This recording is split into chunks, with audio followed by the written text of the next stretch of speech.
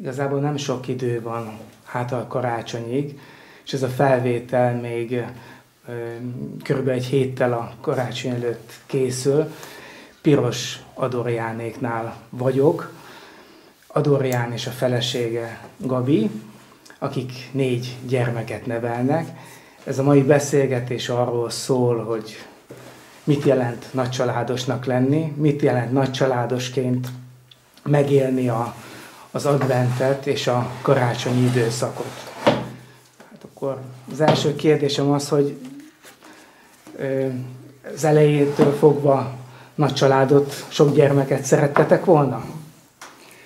Hát én úgy gondolok erre, hogy ez nem egy... De nem volt meg előre a szám, hogy hány gyereket szeretnénk, nem egy ilyen típusú tudatos döntés volt. A nyitottságunk az kezdettől fogva meg volt a gyermekek felé, de szívesen fogalmazunk egymásnak úgy, hogy mindegyik gyermekünk szerelemgyerek. Mindegyik valamilyen folyamatnak a végén, valamilyen családi eseménynek a végén fogant meg, és tett pecsétet a családunkra. Lakásvásárláson vagyunk túl, egy családi házba költöztünk 2 éve, és ebben a családi házban néhány hónappal a beköltözés után megszületett a legkisebb fiunk. Ő például így született, ennek az örömébe született bele, hogy elférült egy kis lakás után egy nagyobb házba. Szóval nem mondanám tudatosnak, inkább nyitottak voltunk a gyermekek felé, és ugyanakkor meg így folyamatként fogom föl ezeket, vagy fogjuk föl közösen ezeknek a gyermekeknek a születését. Bemutatnátok a kis családot, legalábbis a gyerekeket? Igen. Jövőre leszünk 10 éves házasok. Az első gyermekünk az első házassági évfordulónkra már meg is kereszteltük, tehát úgy született, hogy már első házassági évfordulókon ezt ünnepeltük. Ő most 8 éves volt az idén, aztán Vince a második gyermekünk. Őt Abigailnek hívják, ő az egyetlen kislány a családban. És elő a legidősebb. Igen. Aztán 6 éves Vince, ő még most nagycsoportos óvodás, jövőre megy iskolába, Fábián 4 éves, és Ambrus pedig 9 hónapos. Szépen, mint az orgona sípapa, hogy szokták mondani. Igen. És most Fábián van velünk itthon, bár ovi idő van, de most itthon tölti velünk ezt a napot, mert bárányhimlős lett, és így itthon melegítjük, hogy ezek a pöttyök egyre jobban kijöjjenek rajta. Hogy látjátok a jövőt? Nyitottak vagytok még további gyermekekre? Attól függ, hogy majd mit hoz az élet? Vagy... Igen, most így nincsen bennünk ilyenféle vágy, gyermek utáni vágy, az nincsen bennünk. De nem, még a legkisebb olyan kicsi, hogy ilyenkor így nem szokott fölmerülni az, hogy mindig megkérdezik, hogy és akkor lesz-e következő, de hát mindig azt szoktuk mondani, hogy majd meglátjuk, mert egyrészt nem csak a rajtunk múlik ez, hanem a folyamatokon, ahogy az előbb fogalmaztam, meg a Jóistenen is.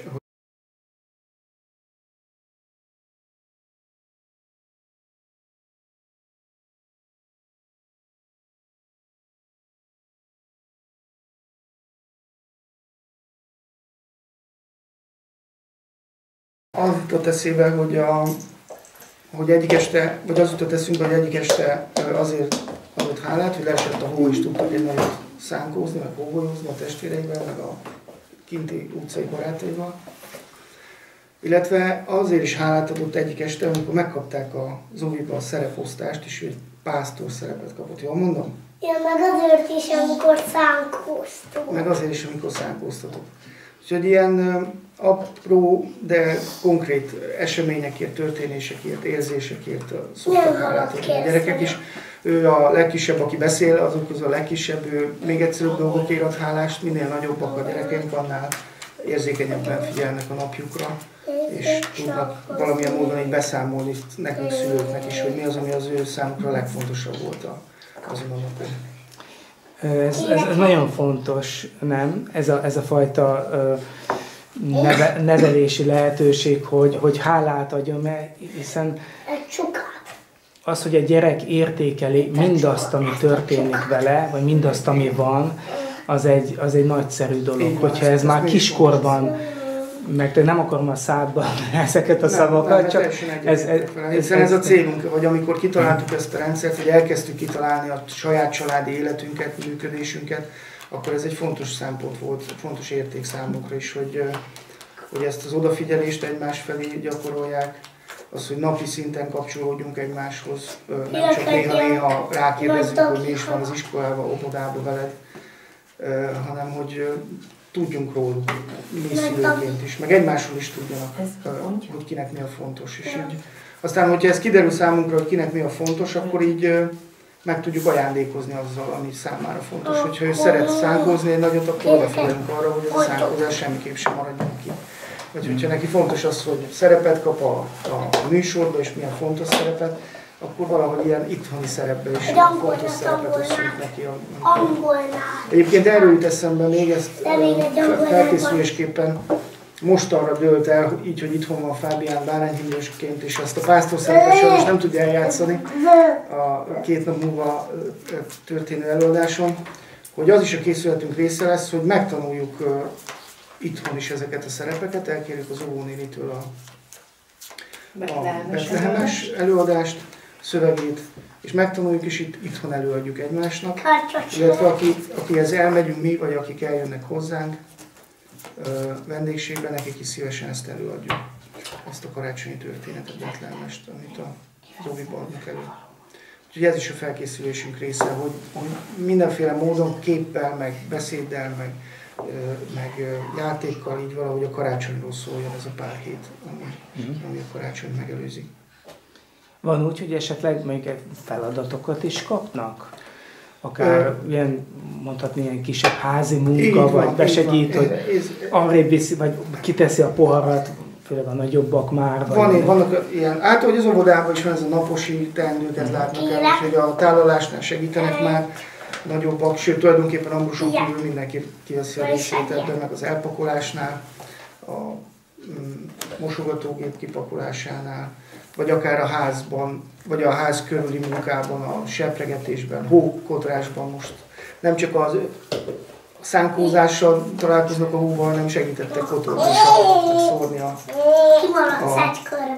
a sót a járdára. Úgyhogy kérjük is őket, hogy segítsenek, biztatjuk őket, meg szívesen is segítenek. Azt több szomszéd is mindig emlegeti, hogy milyen szorgalmasan söprik itt a leveleket, látják őket, meg füvet nyírják, vagy pakolják a gazt. Úgyhogy biztatjuk őket, és szívesen is teszik. És hogyan tudjátok, hogy így mondjam, rávenni őket arra, hogy mi lehet a titka annak, hogy ilyen szorgalmasan tudnak segíteni? Mert nem mindegyik gyerekre jellemző ez. Igen. Hát azt gondolom, hogy játéknak kell eladni ezt is, a munkát is játéknak kell eladni, és valahogy úgy játékosan csinálhatni velük, hogy az mondjuk az alma felszedése a fa alól, az legyen mondjuk a gránátok összeszedése a harcmezőről, ez a fiúknak nagyon tetszett, emlékszem, hogy ilyen késő nyári eset volt, hogy akkor szívesebben szedték össze az almát a fa alól. Így ez a játékosítás az, ami bennünket segít abban, hogy rávegyük őket, hogy segítsenek. Meg a segítségkérés is egyébként az, hogy kifejezzük számára, hogy szükség van a segítségükre, számítunk rájuk. Egy magunk nem bír, vagy ketten nem bírnánk el ezt a mennyiségű munkát. És azt gondolom, hogy ehhez a segítségkéréshez is tudnak kapcsolódni. Azt látom, hogy szíves, épp amiatt, mert merünk kérni segítséget tőlük ebben, szívesen adnak is segítséget. Talán ez egy picit más jellegű kérdés. Ez inkább a nagycsaládos, a gyermekneveléshez kapcsolódó kérdés, de most így eszembe jutott, és ezt mindenképpen szerettem volna megkérdezni, hogy viták vannak arról a gyermeknevelés tekintetében, szerintem szülők között is, hogy mit lehet megengedni a gyerekeknek, meddig lehet elmenni.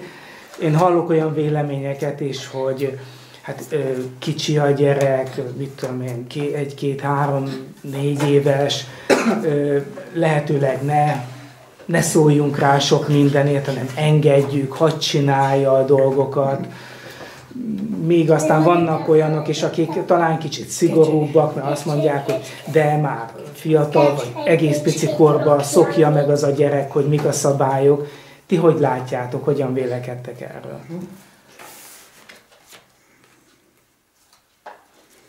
Én az jutott elsőre eszembe, hogy mindegyik gyerekünk egészen más, vagy mindegyik másból érzi azt, hogy szeretjük.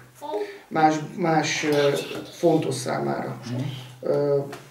És nagy erőfeszítést, meg odafigyelést igényel a mi részünkről, hogy rájöjjünk, hogy így felismerjük ezt. Ez nem ment könnyen, ez mostanában egy pár, nem tudom, egy éves tapasztalat körülbelül bennem biztosan, hogy egészen másra van szüksége is. És azért jutott ez eszembe, mert akkor ez hozza a válaszomat is magával, hogy én annak a híve vagyok, hogy nem... Tehát van olyan gyerekünk, amelyiknek megengedek valamit, és a másiknak meg ugyanazt nem engedem meg, hogy megcsinálja. Mert hogy ő neki... Most Vince jut eszembe, aki ilyen nagyon szabály ellenes, vagy nem is ellenes, hanem nagyon tudja azt, hogy kell a szabályokat, meg a határokat átlépni. És ő a második gyerekünk, kicsúszni a kezünk alól, az ellenőrzés alól. Ebben nagyon ügyes. És sok feladatot is ad, vagy több feladatot is ad ezáltal nekünk a többieknél. Ilyen, nem tudom, mondjuk a fogmosás, hogy az biztos megtörténik, azt nagyon komoly arccal tudja állítani, hogy biztos megtörténik, miközben nem. És hogy ő nagyobb odafigyelést igényel például egy ilyen, mert hogy ez egy szabály nálunk, vagy nem tudom, szokás, hogy akkor este reggel, de a kézmosás, amikor bejönnek a házba. Igen, és akkor ez azért jutott eszembe, mert hogy egyrészt ez jutott eszembe, hogy én meg tudom engedni az egyiknek, amit a másiknak nem. A másik pedig, hogy éppen azért, mert hogy egyrészt kettesben is időt akarunk tölteni, meg szükségünk van egymás figyelmére, meg szeretetére a feleségemmel. Éppen ezért azt próbáljuk meg velük gyakoroltatni, vagy azt megtanítani nekik, hogy ezek az együttélés szabályai, ezek fontosak. Hogy fontos az, hogy például lehetőleg engedjenek időt kettesben a Gabival. Vagy engedjenek egymásnak időt, engedjék meg azt egymásnak, hogy Abigail mondjuk fáradtan jön haza, és ő be akar zárkózni a szobájába, egyedül olvasni, vagy rajzolgatni, akkor a fiúk ne zavarják őt, vagy furiát gyakorolni, hogy ne tartsák be azt a kérését, vagy kimondatlan kérését, hogy annak most neki szüksége van saját magával töltött időre. Vagy hogy tartsák be ezeket az alapvető szabályokat, hogy nem beszélünk csúnyán, ha valaki hibázott, lehet hibázni, de hogy utána arról azt érdemes azt átbeszélgetni, hogy akkor mi is történt. Bocsánatkérés gyakorolni velük. Az őszinte bocsánatkérés, nem csak a szónak a elmondását. Tehát azt gondolom, hogy mi nem szigorúak, de hogy ilyen szabály követőek vagyunk mi magunk is, meg ezt szeretnénk a gyerekeinknek is tovább. Következetesek. Igen, próbálunk azok lenni. És ti felnőttek, hogyan élitek meg ezt az adventi időszakot? Ugye ilyenkor mindenki mondja, hogy fú, még több a teendő a készületek miatt, ajándékvásárlás, meg a munkaterületén is ilyenkor sok minden összejön. Igen. Az volt a tervünk az elején, hogy heti egyszer én megyek el órátéra, és az lesz az én Istennek adott plusz időm ahhoz képest, mint amit évközben szoktunk csinálni. Heti egyszer meg a Gabi. Ebből már én nem is tudom, mi fölmérni, hogy miért, de az lehet, hogy csak Gabinak sikerül eljutni heti egyszer. De az is nagy öröm, hogy el tud menni még a gyerekek fölébredése előtt egy órát misére. Ez az egyik. A másik meg, tehát így a gyerekekkel való felkészülés a saját töltekezésem is. Nem tudom, Gabi, neked ez még. Most, hogy itthon vagyok, kicsit tudatosabb vagyok, de azért az idő így is kiszalad a kezemből. Már most összeírtuk, hogy mit fogunk főzni. Most, hogy ugye Fábio beteg lett, mindenképpen itthon maradtunk. El szoktunk utazni a szüleinknek, akik Szabolcsban laknak. Úgyhogy ez egy szomorúság mindkét fél részéről, hogy akkor itthon maradunk, de megértik, hogy akkor most ez így adódott. Úgyhogy most minden napra nekünk kell gondoskodni az ebédekről, vacsorákról, tehát így most ez komolyabb előkészületet jelent, de szerintem jól állunk, tehát hogy jól állunk az előkészületekkel és az ajándékokkal is, úgyhogy már a fenyőfát is megvettük, tehát nem paraszkolom egyáltalán. Igen, nálunk az a családi szokás, hogy, mert ezt is tudom, hogy sok vita van, meg sokféle, nálunk az a családi szokás, hogy a karácsonyfát azt 24-én, Szenteste délelőttjén közösen díszítjük föl a gyerekekkel. Tehát nem a Jézuska hozza. Nem a Jézuska hozza, hanem a karácsonyfát közösen díszítjük föl az angyaloknak, akik azon az estén szoktak járni, és hozzák az ajándékokat. Tehát nálunk az angyalok hozzák az ajándékokat. Ő nekik küldjük az üzeneteket, amiket szeretnénk. Most már nagyon modern, mert le kellett fényképezni a boltba, hogy mi az a játék, ami tetszik, és azt el kellett küldeni e-mailbe az angyaloknak. Úgyhogy nálunk ez a saját családi szokásunk, amit így a karácsonnyal kapcsolatban próbáltuk, hogy legyen ez, és hogy ebben maradtunk, és ez így működőképesnek látjuk. Az jó. Milyen,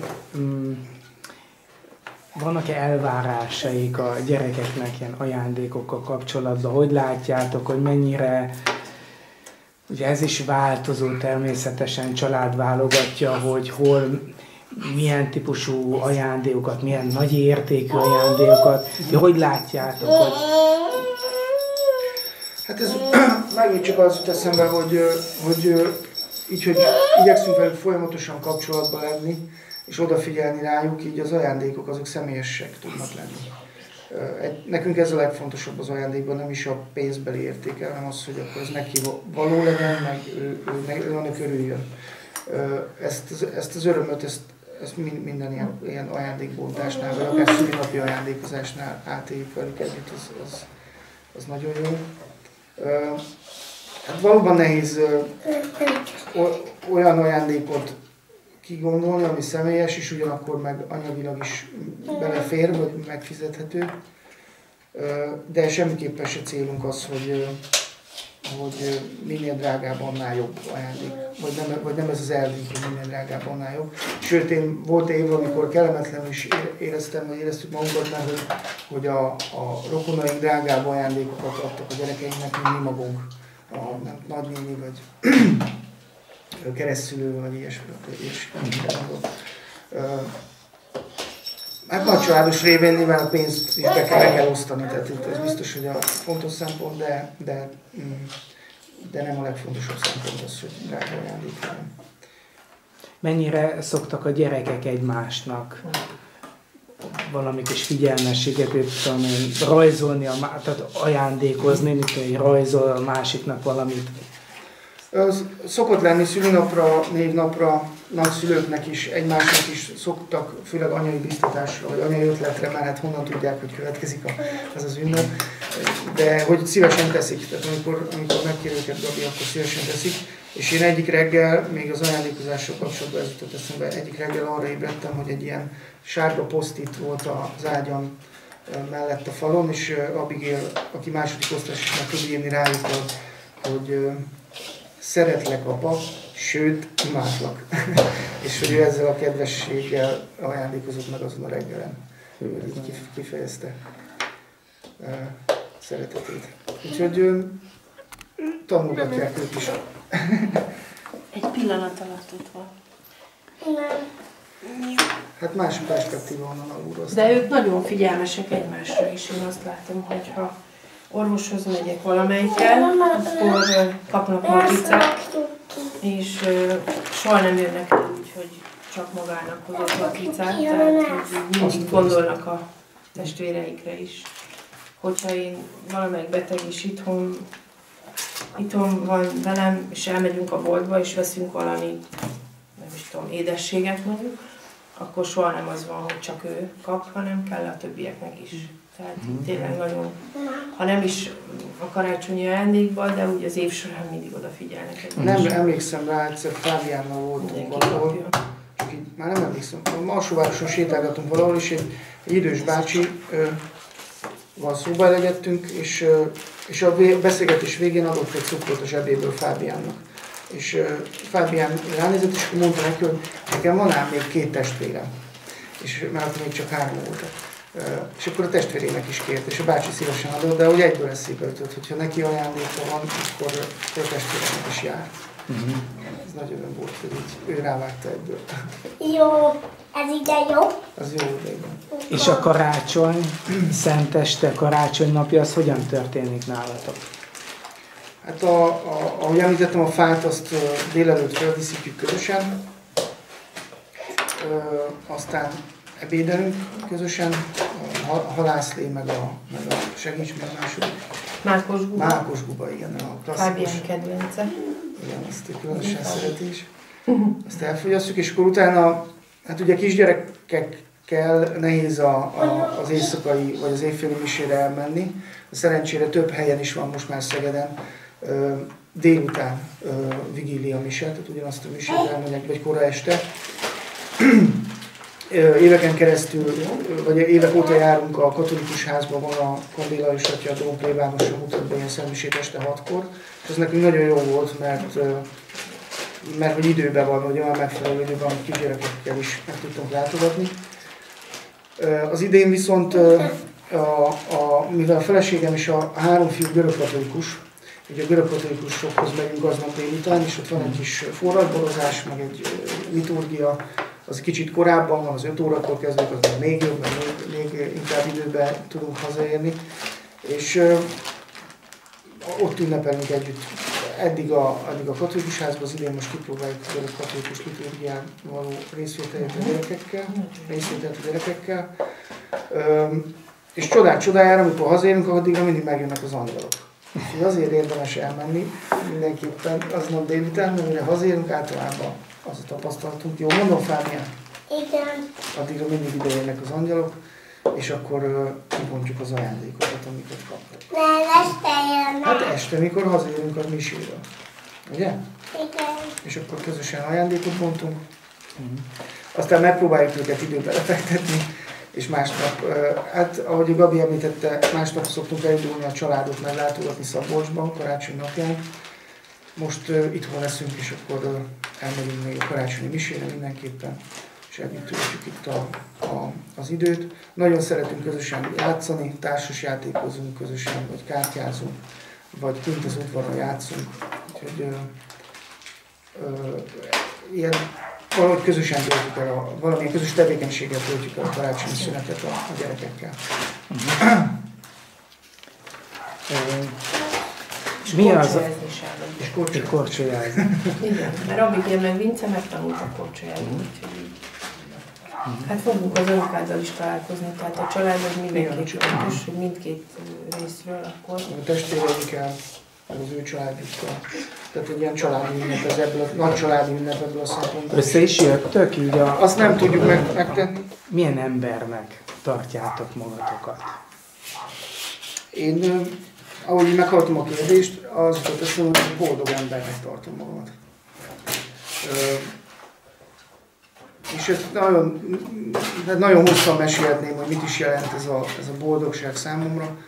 Meg szinonimák is jutnak eszembe, hogy például ilyenek, hogy a helyemen vagyok.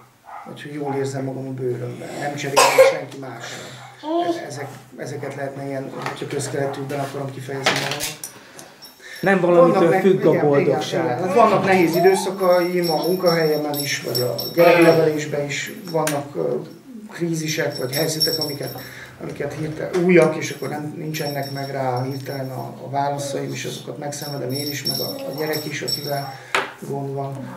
A házasságunkban is vannak helyzetek, amikkel még nem találkoztunk, és ott állunk, és nem nagyon tudjuk a megoldást. Tehát ezek mind megvannak minden mellett, hogy én boldog embernek tartom magamat. Vagy ezzel együtt tartom magamat boldog embernek, hogy...